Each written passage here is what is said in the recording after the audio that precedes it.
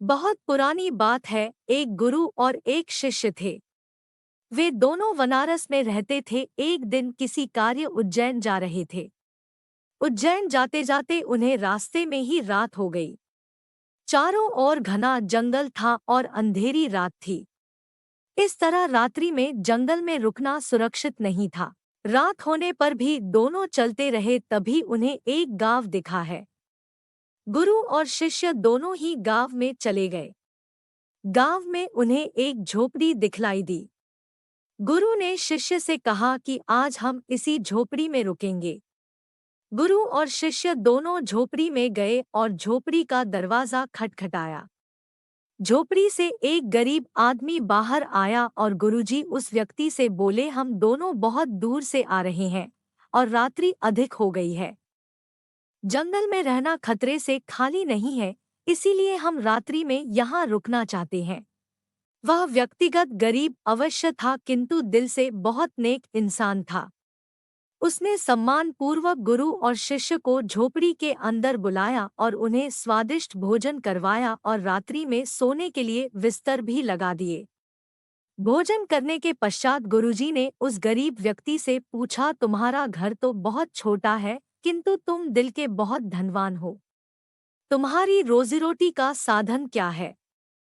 उस गरीब व्यक्ति ने गुरु के मुंह से अपनी प्रशंसा के लिए धन्यवाद दिया और बोला, मेरे पास इस गांव में सबसे अधिक जमीन है, किंतु वह जमीन बंजर है जिस पर किसी भी प्रकार की खेती संभव नहीं है। इसलिए मैंने अपनी रोजीरोटी पालन के लिए एक भैंस रखी है। उसी भैंस का दूध और घी बेचकर मैं अपनी रोजीरोटी चलाता हूँ।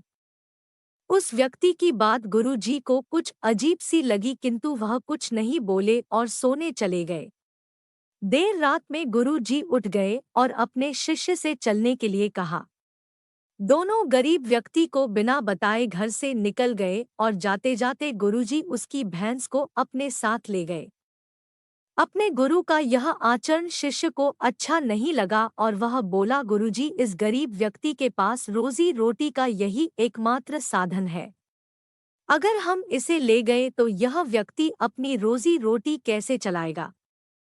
अपने शिष्य की ऐसी बातें सुनकर गुरुजी मंद मंद मुस्कुराए और शिष्य से बोले, आज से ठीक 10 वर्ष पश्चात तुम इसी स्थान पर आना और इस व्यक्ति से फिर से मुलाकात करना। भोर होने के पहले ही गुरु और शिष्य भैंस लेकर उस गांव से बाहर निकल गए। धीरे धीरे कई वर्ष बीत गए। 10 वर्ष बीतने के पश्चात चेले को गुरु जी की बात याद आई कि उसे फिर से गरीब व्यक्ति के घर जाना है। शिष्य फिर से उसी गांव गया। गांव जाते ही उसने देखा कि जिस स्थान पर झोपड़ी थी, ठीक उसी स्थान पर एक आलीशान मकान बना हुआ है। यह देखकर उसे बड़ा आश्चर्य हुआ। शिष्य मकान मालिक से मिलना चाहता था। जैसे ही शिष्य मकान के पास गया, उसने उसी गरीब व्यक्ति को देखा, किंतु इस बार गरीब व्यक्ति बहुत अच्छे कपड़े पहने हुआ था और देखने में बहुत ही संपन्न प्रतीत हो रहा था। शिष्य उस व्यक्ति के पास पहुंचा और बोला, क्या आपने मुझे पहचाना? मैं वही बालक हूँ जो आज से 10 वर्ष पहले रात्रि हो जाने के कारण अपने गुरु जी के साथ आपके घर रुका था।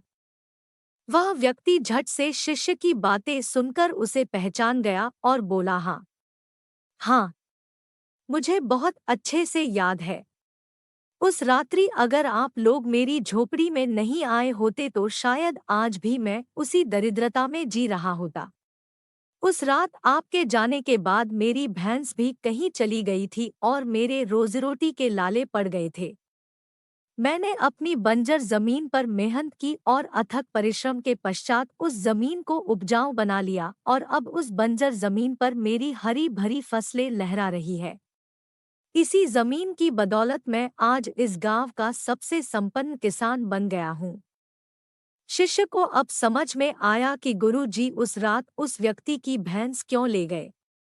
शिष्य के मन में अब अपने गुरु के लिए पहले से भी कई गुना अधिक सम्मान था। शिक्षा गुरु और शिष्य की इस कहानी से हमें शिक्षा मिलती है कि गुरु द्वारा लिए गए निर्णय देखने में भले ही कठोर लगे, किंतु वो लोगों की भलाई के लिए ही उठाए जाते हैं।